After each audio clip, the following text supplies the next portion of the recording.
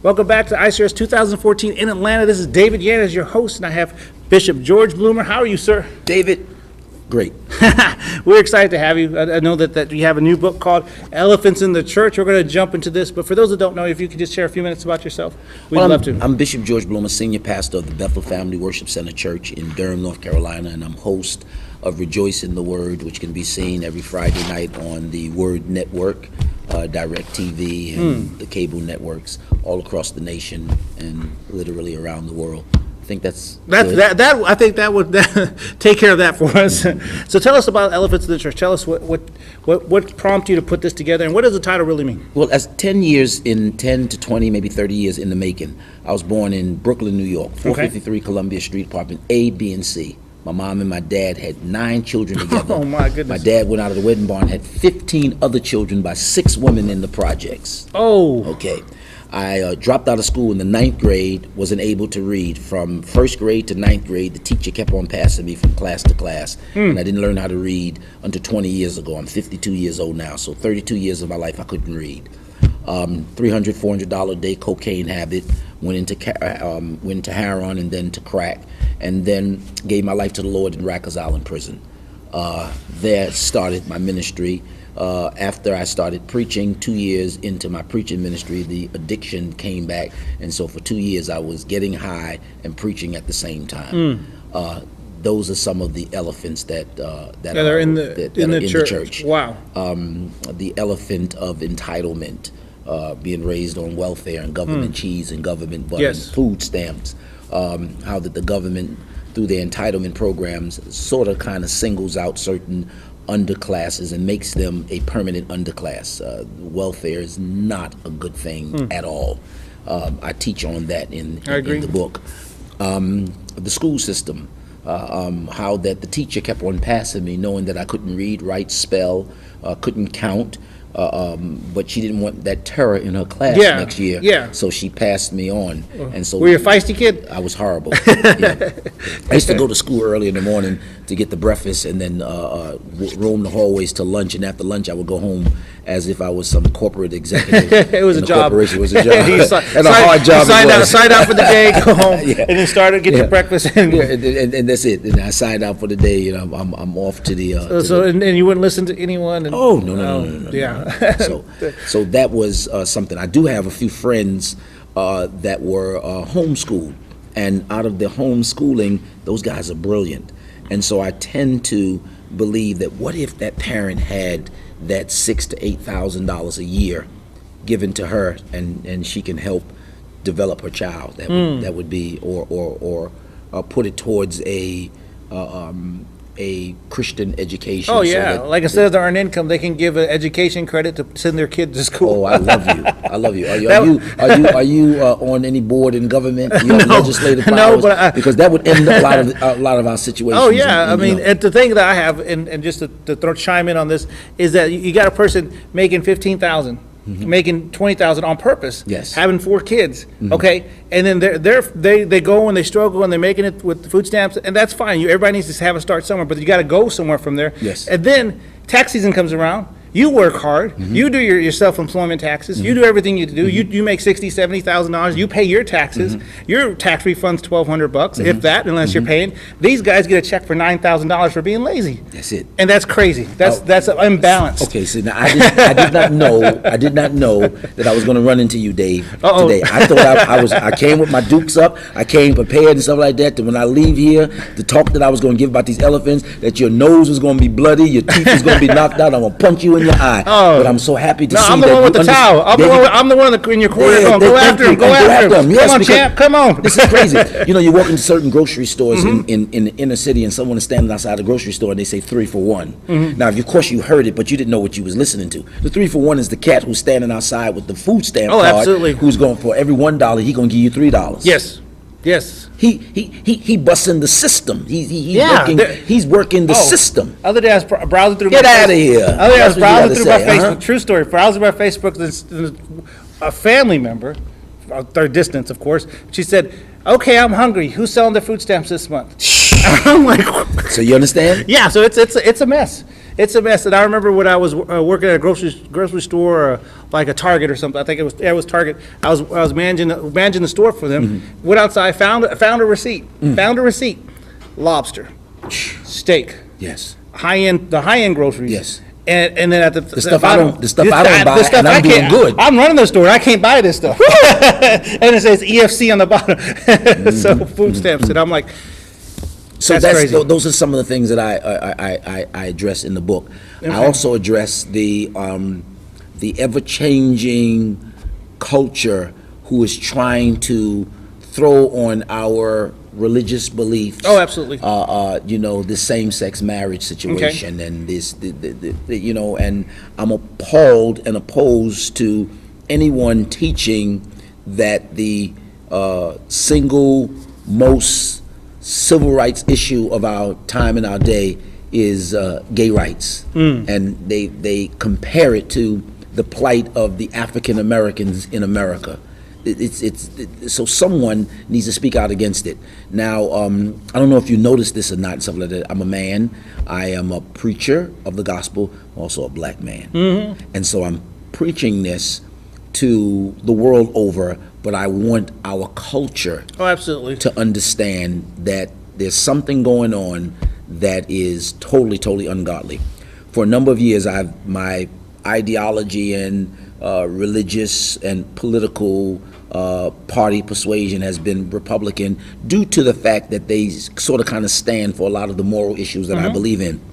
But I'm not with them anymore, neither with the Republicans or the Democrats. I'm not a conservative or a liberal, definitely not that. What I am now is a concernative. I like that. I'm completely concerned that the religious freedoms that we have in this nation is being taken away from us. Oh, absolutely. When you go anywhere and a Muslim is offended, and what about the Christian? What happens when the Christian's offended?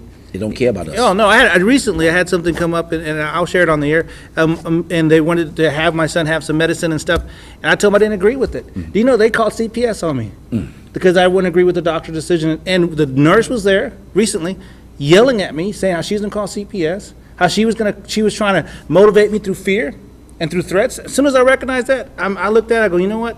This is like 2 in the morning. They're trying to address it. I'm like, anytime someone tries to motivate you with fear and with threats, that's the devil. That's the devil. So I signed out my son.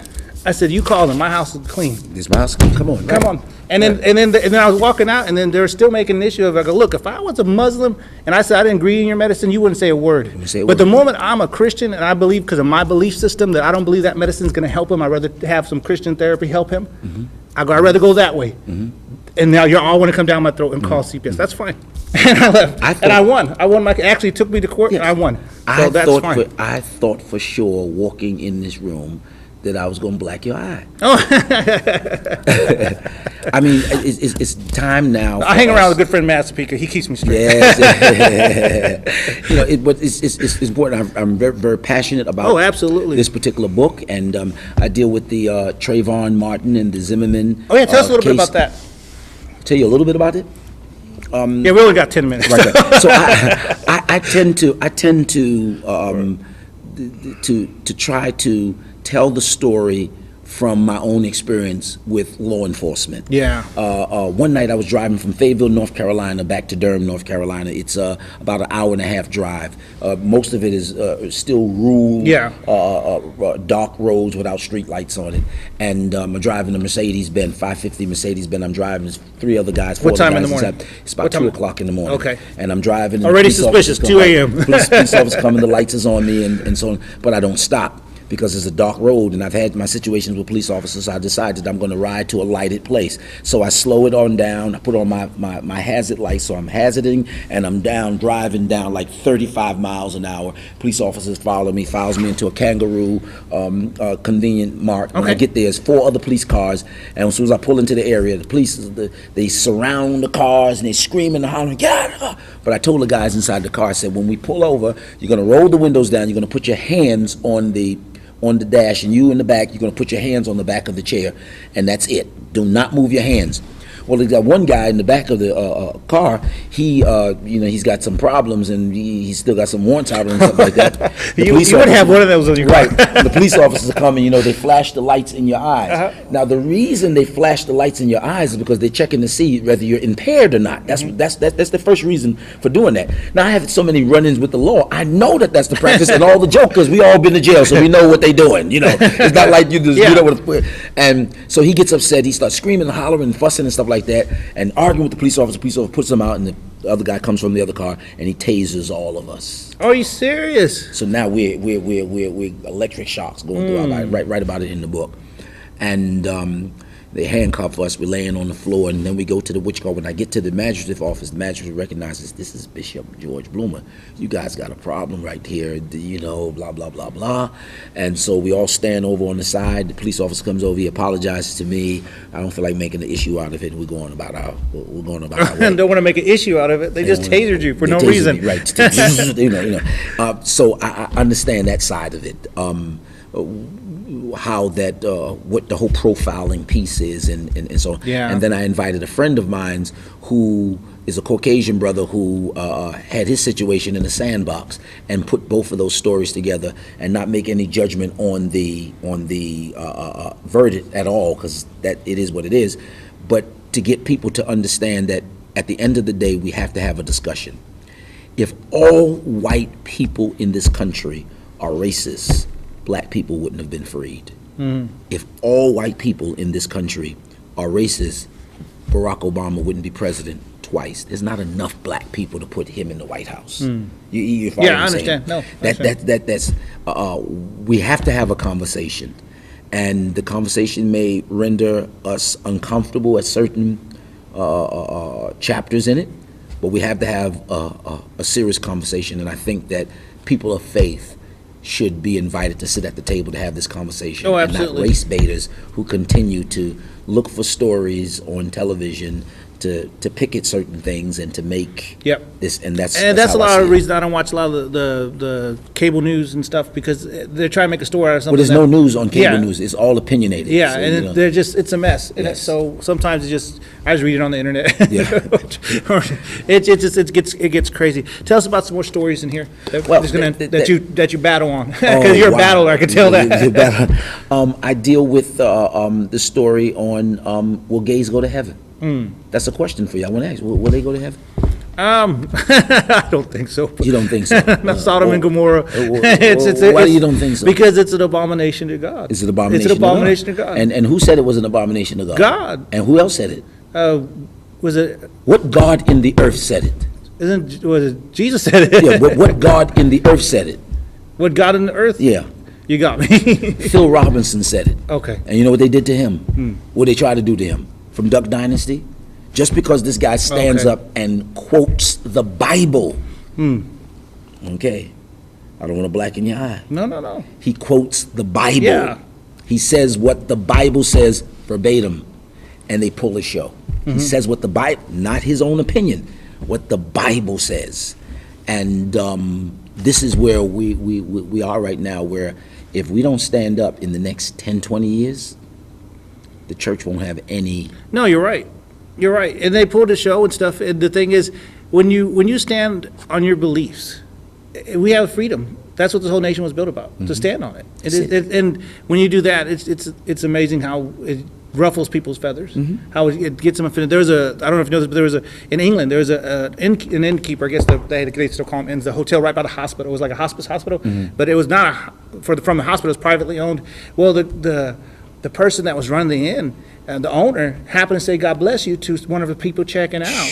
And there was a Muslim standing not more than 3 feet away. Do you know that the hospital took them to court? That Muslim was offended, filed the police. The police came, arrested the owner for saying, "God bless you." And then that owner didn't lose their business, but they got every inspector in the city coming at, and then the hospital canceled their hospice contract with them. Wow. And they lost their entire revenue over this. And just for saying God bless you. And Canada is like that. If you go in Canada and you say from a pulpit, it's not right to be gay, you can't be gay and stuff like that. Or if you go to visit there, the pastor tell you, you understand that, there's certain things you can't say about you because it's against the law. You don't want to have problems with what have you. So I have now prepared myself in the next few years to go to jail. Because it could I'm get sorry, like I that. It could get like that in America, where you go to jail. Yeah. For just standing But are you up willing for to? it. Are you Yes. willing to? Yeah. Yeah, I mean, Well, that's the thing. What the Lord does, a lot of times to give you your testimony, is to give you trauma. Already been to jail. So I know how to deal with it there. If they throw me in jail for preaching stuff like that, You're gonna save a jail. They're gonna throw me. They're gonna throw me out of jail, because I'm gonna get all those folks in there saved too. Well, I'll tell you what, we got a couple of minutes left, and I just want to tell you, I love the idea of your book. I love Thank you. what it's about. Where can they get this book? I like to say this: they can get this book where books are sold everywhere. There was a time that I couldn't say that, but now everywhere. Amazon.com, Walmart, Barnes and Nobles, you name it, my book is there. Hey, man, I like this because this is a book that's going to make some noise. And God does put a lot of ministers in the spot, and those that are up there in ministry have been asked the same questions you just asked me. You have to be able to say and have what your beliefs are, and be able to deliver. I just need a few folks in my corner with the water bottle and the towel, so when I come back out of the ring, they can just pat me up and give me the water. Like I tell everybody, I don't go and look for a fight. I don't go to pick a fight. But if you want to fight, try and take my beliefs away. And you know what I say? You know what I say about that? I say, I don't win every fight that I'm in, but I fight so decisively that even if I lose, you don't want to fight me again. He's one of those bulldogs. Thank you so much. David, man, this was wonderful. Thank you so much. Hey, man, God bless you. We'll be back with another great guest.